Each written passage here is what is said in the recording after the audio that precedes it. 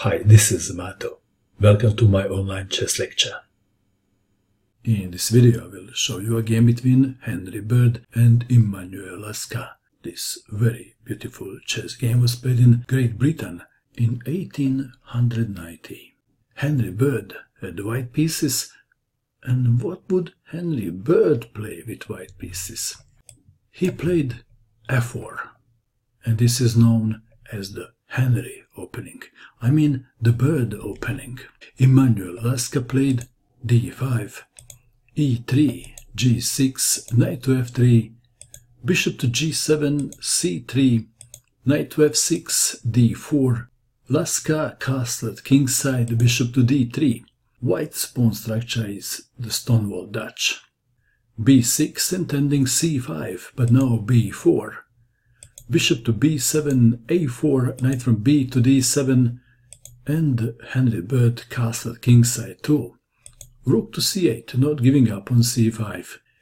a5, c5, pawn takes pawn on b6, a takes on b6, rook to a7 invasion on the 7th rank, bishop to c6, b5, bishop to a8.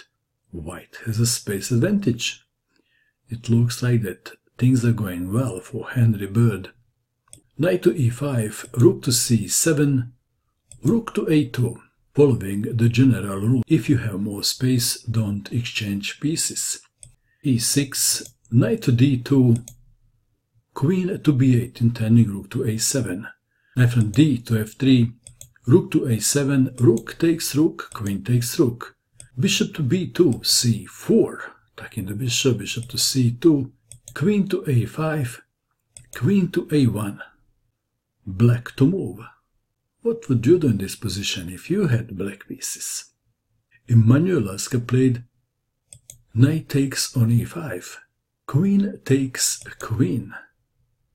And now something unbelievable happened. Black played a move and white resigned. And the move is knight takes knight on f3, in between move check.